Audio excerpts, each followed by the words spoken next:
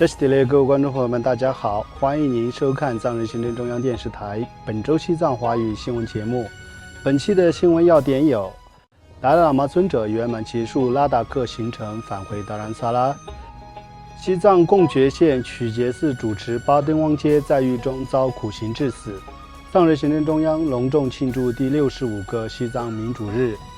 首届西藏与喜马拉雅关系会议在达兰萨拉开幕。资政边巴次仁圆满结束对达兰萨拉的访问。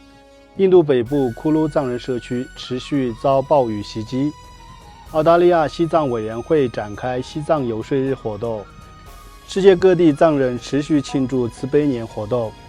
下面请看详细内容。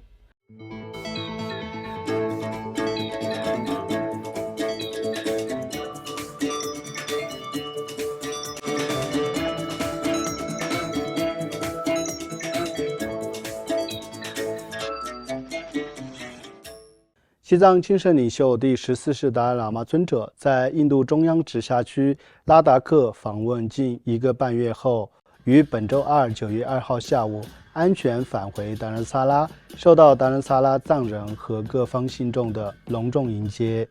在拉达克驻西近6周期间，达赖喇嘛尊者于7月21号前往拉达克的藏斯卡地区，主持了喀夏寺夏季辩经大法会开幕式，并出席了由藏斯卡僧俗民众共同举办的长寿法会。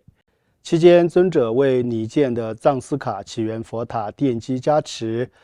此外，尊者还在藏斯卡为超过21000名各方信众开示佛法。在涅城期间，尊者于8月3号为新建的觉康寺奠基，以及为拉达克寺院协会新建的佛学中心进行开光加持。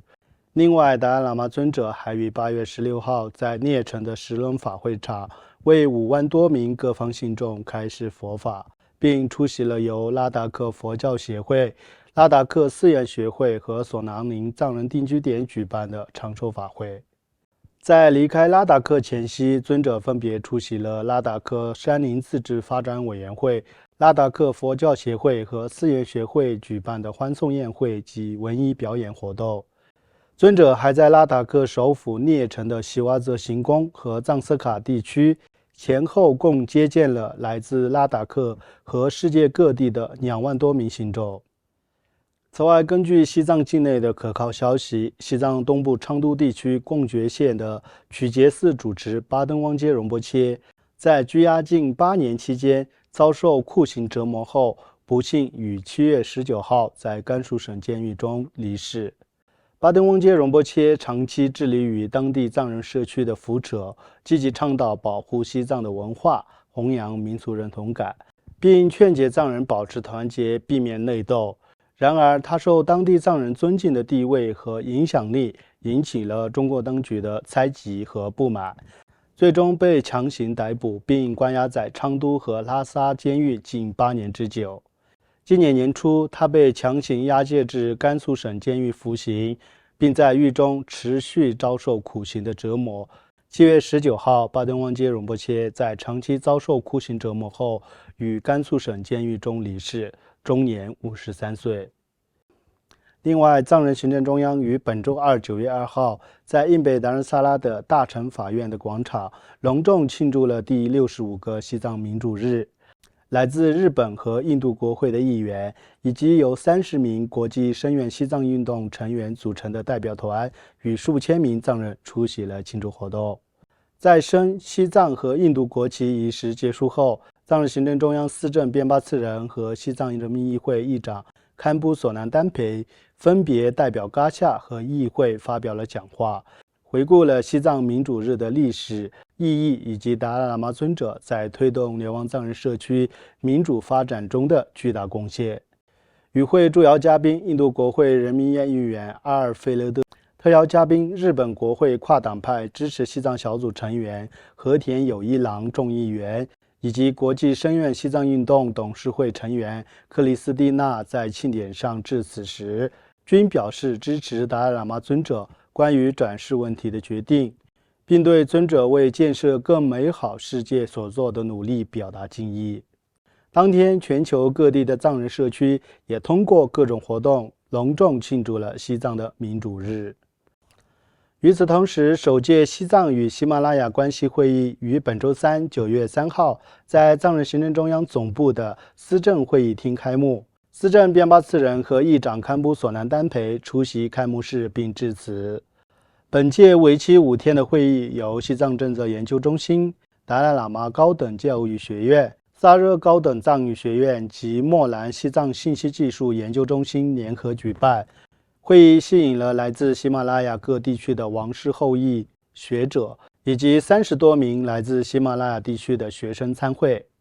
思政边巴次仁与议长堪布索南丹培在开幕式上发表讲话时，强调了喜马拉雅各邦与西藏之间的历史、文化和商业关系，并阐述了会议的目标与意义。而西藏政策研究中心主任达瓦才仁则宣读了达赖喇嘛尊者致给本届会议各方与会者的书面讯息。另外，藏人行政中央思政边巴次仁于上周五8月29号上午，在对达仁萨拉展开访问的最后一天，参访了达仁萨拉近郊的萨热高等藏语学院、达仁萨拉藏人定居点办公室，并向当地藏人民众发表讲话。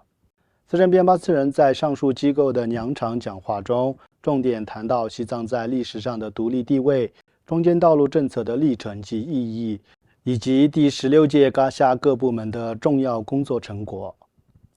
此外，印度北部西马歇尔邦受季风集结影响，近期遭受持续强降雨，引发严重山洪和山体滑坡等自然灾害，已造成数百人罹难，超过300多条道路中断，对该邦造成严重的人员伤亡和财产损失。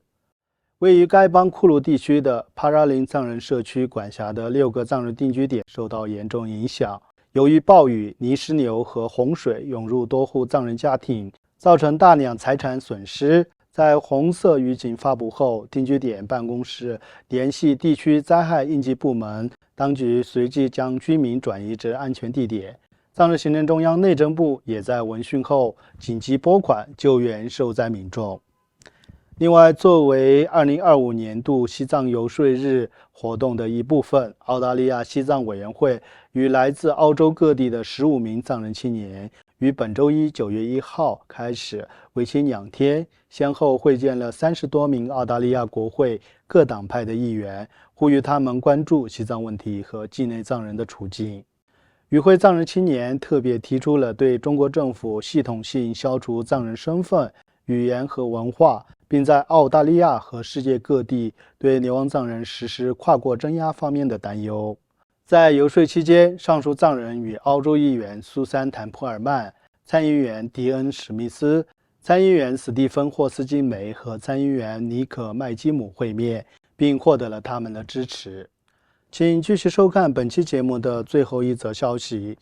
在西藏精神领袖第14世达赖喇嘛尊者9世华诞及为期1年的慈悲年庆祝活动期间，世界各地的藏人通过各种活动推介西藏的文化和尊者的慈悲理念。在藏人行政中央驻拉丁美洲代表基美次仁的陪同下，前往巴西、阿根廷、智利、哥伦比亚、哥斯达黎加和墨西哥开展了文化和精神之旅，向上述各国民众推广西藏文化和尊者的慈悲理念。